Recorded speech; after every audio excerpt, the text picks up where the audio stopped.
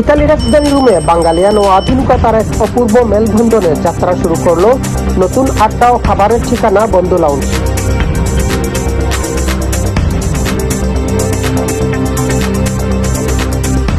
বাঙালিয়ান ও আধুনিকতার এক অপূর্ব মেলবন্ধনের যাত্রা শুরু করলো নতুন আড্ডা ও খাবারের ঠিকানা বন্ধু লাউঞ্জ।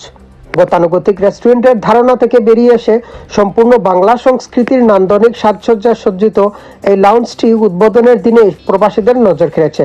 রোমের তুস্কলানা এলাকার ব্যস্ত শহরের মাঝে বিয়া পন্সিও কমিনি 112-তে অবস্থিত বন্ধু লাউঞ্জে প্রবেশ করলেই মনে হবে এক টুকরো বাংলাদেশে এসেছেন।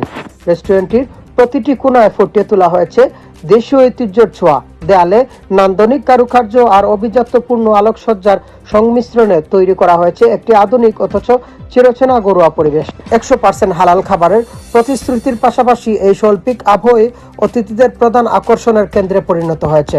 5 তরুণ উদ্যোক্তা সিজান হোসেন, নাইম হাওলাদার, হিমেল হোসেন, মৃদুল হোসেন এবং জাহিদ সর্দার জানান তাদের মূল লক্ষ্য ছিল প্রবাসে বসবাসরত বাংলাদেশিদের জন্য একটি পরিচ্ছন্ন পারিবারিক পরিবেশ গড়ে তোলা। তারা বলেন, আমরা চেয়েছি বন্ধু লাউঞ্জ যেন শুধু একটি রেস্টুরেন্ট না হয়ে প্রবাসী বাঙালিদের সাংস্কৃতিক বিনিময়ের একটি কেন্দ্র পরিণত হয়। ইতালির বহুজাতিক সমাজে আমাদের খ্রিস্টীয় স্বাদকে আরো দৃঢ়ভাবে পরিচিত করাই আমাদের লক্ষ্য। জানি পুরোপুরি বাংলাদেশি একটা ফিল পাই।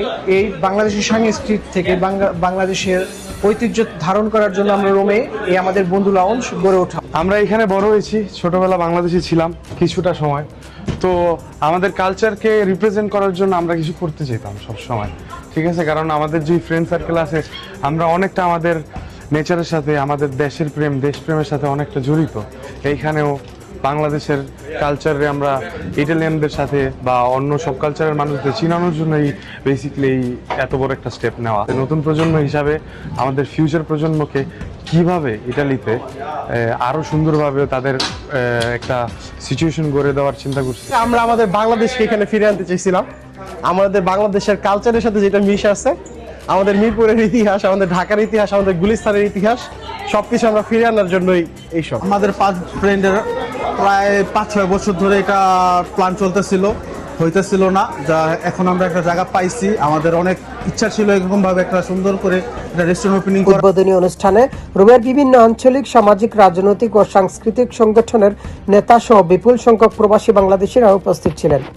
আগত অতিথিরা রেস্টুরেন্টের অসাধারণ অন্দরসজ্জা ও রুচিশীলতার প্রশংসা করে বলেন, এটি প্রবাস জীবনের ব্যস্ততার মাঝে নিজস্ব সংস্কৃতির ও ঐতিহ্যের সঙ্গে সংযোগ বজায় রাখতে সাহায্য করবে। প্রবাসে বেড়ে ওঠা নতুন প্রজন্মের কাছে বাংলাদেশের পরিচয় তুলে ধরতে এমন সৃজনশীল উদ্যোগ অত্যন্ত কার্যকর। দেশেও তো অনেক রেস্টুরেন্ট রোম শহরে অনেক আছে, বাট আমাদের ছেলেরা ওরা একটা চিন্তা ছিল যে আলাদা একটা থিম কিছু করার জন্য, বাংলাদেশের যে ঐতিহ্য, আমাদের রিক্সা থেকে ধরে আমাদের নিজস্ব কিছু যে ঐতিহ্য আছে আমাদের বাঙালিদের, ওগুলো এখানে তুলে ধরার জন্য। সত্যি আনন্দিত হয়েছি যখন এই রুমের হলের ভিতরে ঢুকলাম, তো মনটা ভরে গেছে। এরকম বাংলাদেশের একটা ফিল, যে রেস্টুরেন্টে ঢুকলে যে বাংলাদেশের একটা ফিল আসে, সেই ফিলটা এখানে এসে পাচ্ছি। ইতালির রোম শহরে কোনো রেস্টুরেন্ট আছি, আমার মনে হচ্ছে যে আমি বাংলাদেশে কোনো সুন্দর রেস্টুরেন্টের মধ্যে আছি।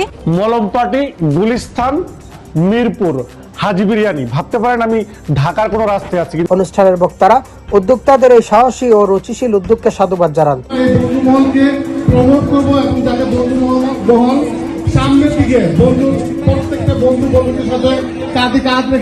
তাদের মতে এমন নান্দনিক পরিবেশ বিদেশের মাটিতে বাংলাদেশের ভাবমূর্তি আরো উজ্জ্বল করবে।